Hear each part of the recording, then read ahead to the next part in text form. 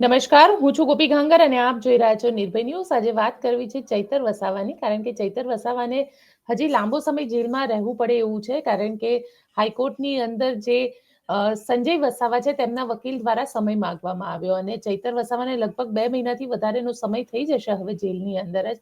રાજુ કરપડા આપણી સાથે જોડાયા છે. રાજુભાઈ, શું કહેશો જે રીતે આ આખો મામલો, કારણ કે પહેલા ઘણા બધા પત્રકારો એ સાઈડના જે છે, જે ડેડિયાપાડા અને આદિવાસી વિસ્તારના છે, તેમનું કહેવું હતું કે ચૈતર વસાવાને લાંબુ જેલમાં રહેવું પડશે અને હવે ખરેખર એવું લાગી રહ્યું છે કે ચૈતર વસાવાને લાંબુ જેલમાં રહેવું પડશે.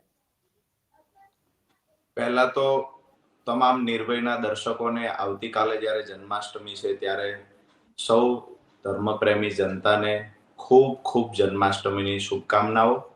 સાથે જે ચૈતરભાઈ વાળી વાત આપે કરી, તો હું તો પહેલા દિવસથી જ્યારથી ચૈતરભાઈ પર નવટંકીના ભાગરૂપે જે જુઠ્ઠો કેસ ઉભો કરવામાં આવ્યો એ દિવસથી હું કહેતો આવ્યો છું કે આ કેસની અંદર જ્યારે પણ તપાસ કરનાર અધિકારી કોર્ટમાં જશે ત્યારે એ અધિકારી પાસે કોઈ પુરાવો નહીં હોય.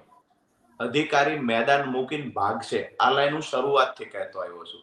અને આજે નિર્ભયના માધ્યમથી ગૃહમંત્રી હર્ષભાઈ સંઘવીને કહેવા માંગુ છું કે તમારી પોલીસ શા માટે મેદાન મૂકીને ભાગી રહી છે? વારંવાર નામદાર હાઈકોર્ટને ગુમરાહ કરવાના પ્રયત્નના ભાગરૂપે વારંવાર કેમ તારીખ માંગી રહી છે? મતલબ સાફ છે કે પોલીસ પાસે ચૈતરભાઈની વિરુદ્ધમાં એક પણ પુરાવો નથી. કમલમમાંથી જે આદેશ થયો, કમલમમાં બેઠેલા નેતાઓને વાલા થવા માટે ક્યાંક ને ક્યાંક જુઠ્ઠો કેસ કરી દેવામાં આવ્યો. આજે કેસ તપાસ અંતર્ગત કોઈ પુરાવો ચૈતરભાઈની વિરુદ્ધમાં નથી. નામદાર હાઈકોર્ટમાં પોલીસ પોતાનું સ્ટેન્ડ રાખી શકે એવી સ્થિતિમાં નથી. ત્યારે વારંવાર તારીખ માંગવાના પ્રયત્ન થાય છે. પહેલી તારીખ જ્યારે નામદાર હાઈકોર્ટમાં આવેલી ત્યારે સમય માંગવામાં આવેલો. ત્યાર પછી નેક્સ્ટ ગઈ 5 તારીખ હતી. 5 તારીખે નંબર ન આવ્યો. ત્યાર પછીની 13 તારીખ હતી, એટલે કે લાસ્ટ પડેલી ત્રીજી વખત જે તારીખ પાડવામાં આવી 13 તારીખ. ત્યારે મને જે જાણવા મળ્યું છે એ મુજબ ગોપીબેન, સરકારી વકીલ જે ખરેખર પોલીસે તપાસ કરી હોય, પોલીસનું જે સોગંદનામું છે એને કોર્ટમાં રજૂ કરવાનું કામ, પોલીસની જે તપાસ છે આરોપીની વિરુદ્ધમાં શું તપાસ થઈ છે, હવે કઈ દિશામાં તપાસ જાય છે, આ સમગ્ર મામલે પોલીસ વતી સરકારી વકીલે હાઈકોર્ટમાં પોતાની વાત, પોલીસની વાત મૂકવાની હોય, એટલે કે સરકાર તરફની વાત મૂકવાની હોય. ચૈતરભાઈના કેસમાં મને જાણવા મળ્યું કે લાસ્ટ ડેટ જે 13 તારીખ હતી ત્યારે પણ પોલીસ દ્વારા જે સમય માંગવામાં આવ્યો ત્યારે જ સરકારી વકીલે કહ્યું હતું કે આ કેસની અંદર નામદાર હાઈકોર્ટને અમે ગુમરાહ નહીં કરીએ, તમારી પાસે કોઈ પુરાવા નથી, તેમ છતાં તમે ચૈતરભાઈ જેલમાં પૂર્યા છે, અમને જે જાણવા મળ્યું છે ગોપીબેન, ત્યાર પછી સરકાર વતી રજૂઆત થઈ, સરકારી વકીલ બદલવાની પણ વાતો થાય છે. આખી ઘટના એ છે કે જુઠ્ઠો કેસ તો કરી દીધો, હવે નામદાર હાઈકોર્ટમાં કયો પુરાવો પોલીસ રજૂ કરશે? પોલીસ પાસે કાંઈ જ નથી. એટલા માટે તારીખ ઉપર તારીખ માંગવામાં આવે છે, તપાસના બહાના હેઠળ સમય પસાર કરવામાં આવે છે, ક્યાંક ને ક્યાંક સરકારી વકીલ બદલવાની પણ વાતો કરવામાં આવે છે. તમામ પરિસ્થિતિઓ, મુદ્દાનું એક જ કારણ છે કે પોલીસ પાસે પુરાવા નથી અને એક ઈમાનદાર ધારાસભ્યને જેલમાં પૂરવાનું ભાજપના હાથે પોલીસે કૃત્ય કર્યું છે.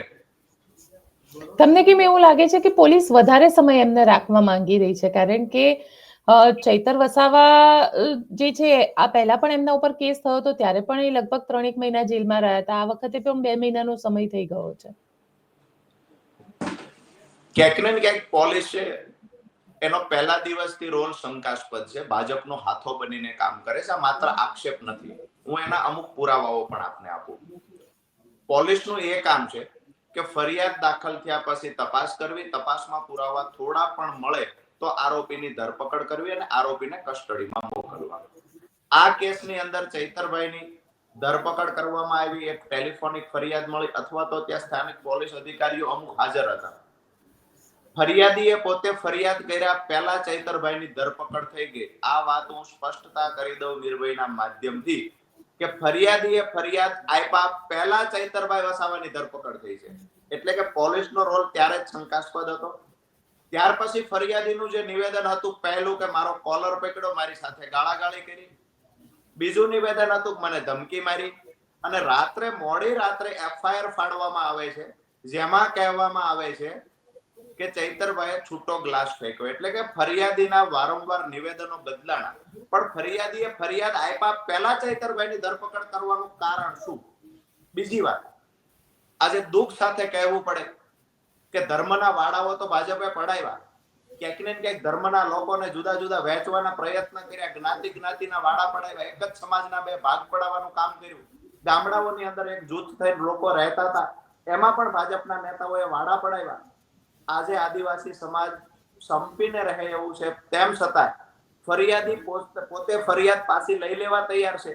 ફરિયાદીને ખબર છે કે ક્યાંક ને ક્યાંક મારી જુઠ્ઠા કાગળમાં જુઠ્ઠી એફઆઈઆરમાં સહી કરાવવામાં આવી છે. ફરિયાદીને પણ સમાધાન કરવું છે, પણ ભાજપના નેતા આદિવાસી સમાજને ભેગો થવા નથી જોવા માંગતા.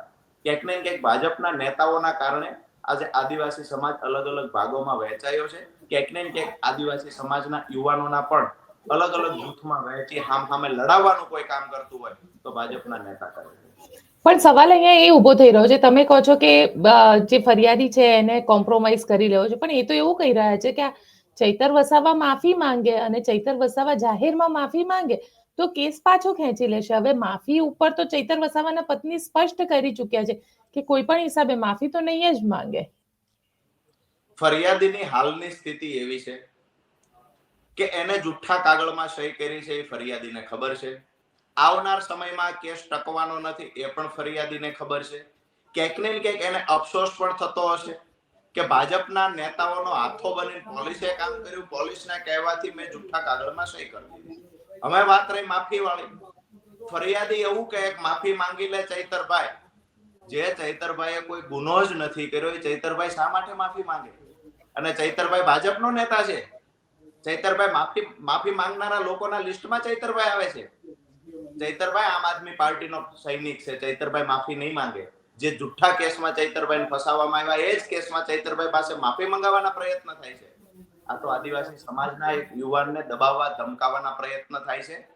જો ચૈતરભાઈ માફી માંગે તો સાફ વાત છે ક્યાંક ને ક્યાંક ચૈતરભાઈએ ખોટું કામ કર્યું છે.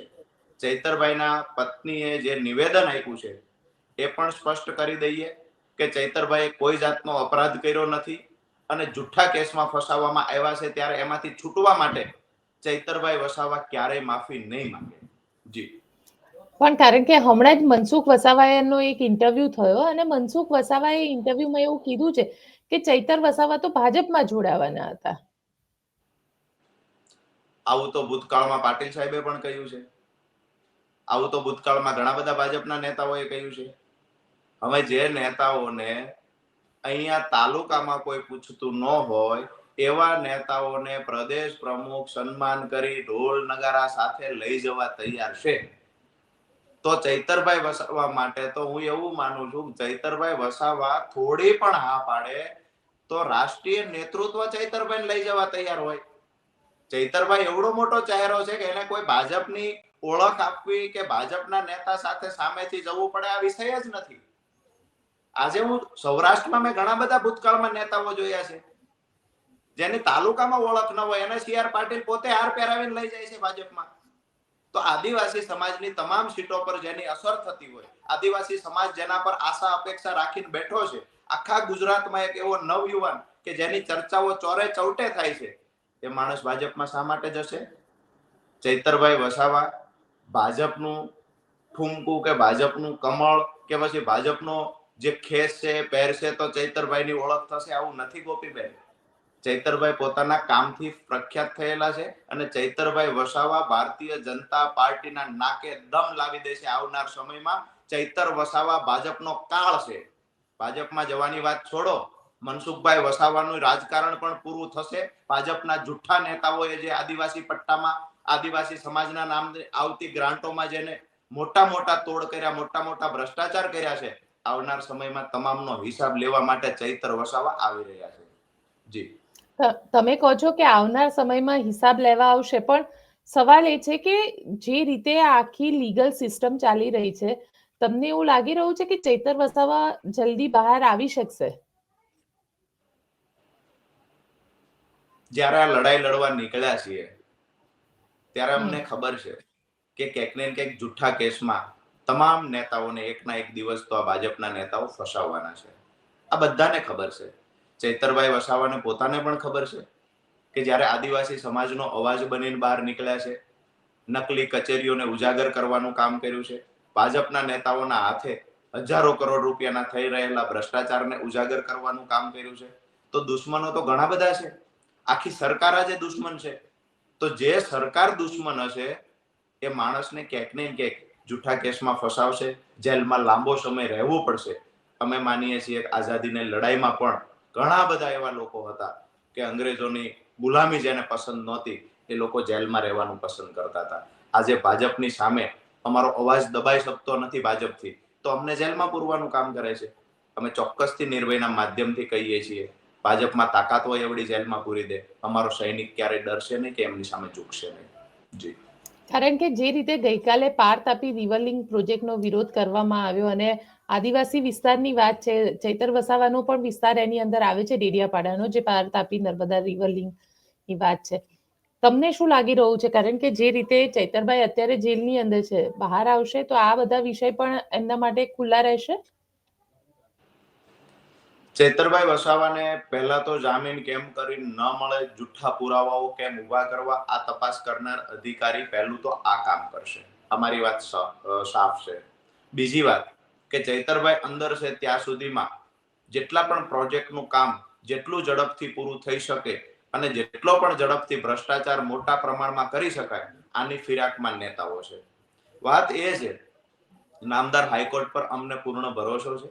જુઠ્ઠા કેસમાં ચૈતરભાઈને વધારે સમય પોલીસ કે સરકાર જેલમાં નહીં રાખી શકે અને જ્યારે ચૈતરભાઈ બહાર આવશે ત્યારે આ જે કાંઈ યોજનાઓ લાવવામાં આવી છે, ગઈકાલની જે તમે વાત કરો છો એમાં પણ આદિવાસી સમાજે વિરોધ કર્યો છે. આવનાર સમયમાં ધારાસભ્ય તરીકે અને એક આદિવાસી સમાજના હીરો તરીકે ચૈતરભાઈ વસાવા ચોક્કસથી તમામ મોરચે જે કાંઈ 2.5-3 મહિના જેલમાં રહેશે અને બહાર આવ્યા પછી જે ઘટનાઓ ઘટી હશે એમાં જ્યાં પણ ક્યાંક ને ક્યાંક શંકાસ્પદ લાગશે ત્યાં તમામ મુદ્દે ચૈતરભાઈ આ જ અવાજથી, આ જ મજબૂતાઈથી ફરી વખત મેદાનમાં આવશે.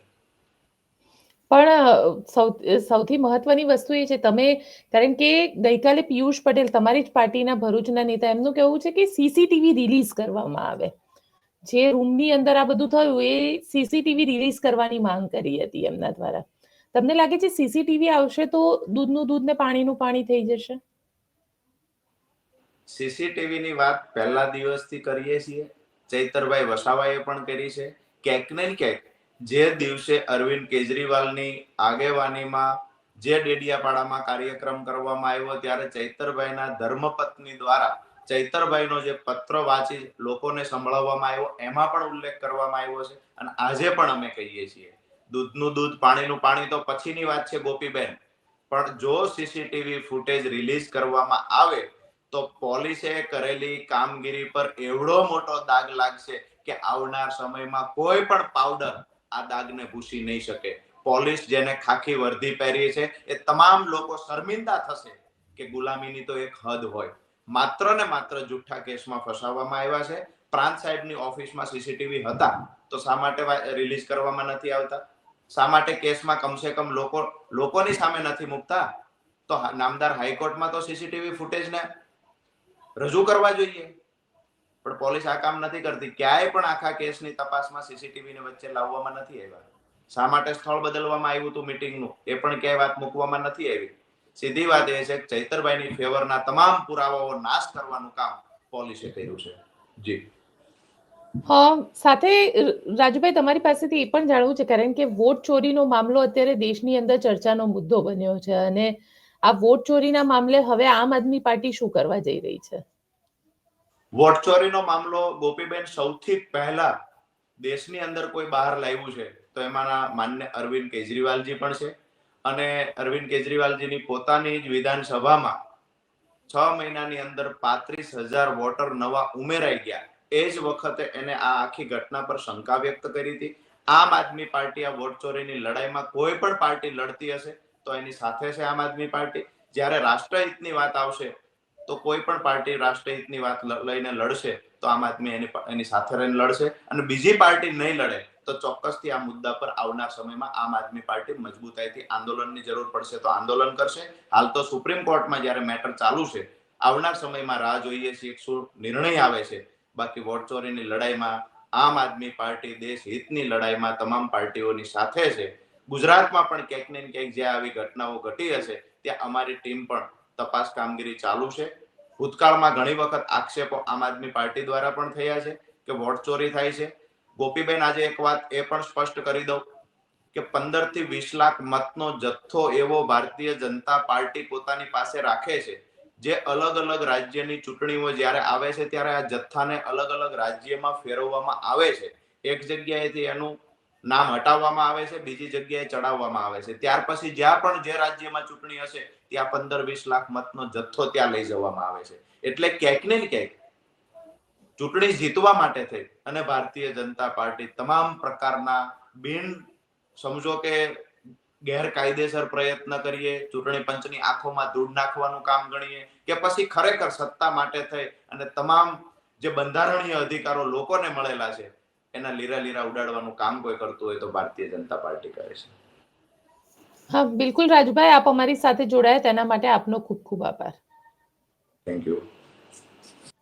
તો આપ શું માનો છો મને કોમેન્ટ બોક્સમાં ચોક્કસથી લખીને જણાવજો અને અમારી ચેનલ નિર્ભય ન્યૂઝને લાઇક, શેર અને સબસ્ક્રાઇબ કરવાનું ભૂલશો નહીં. આભાર.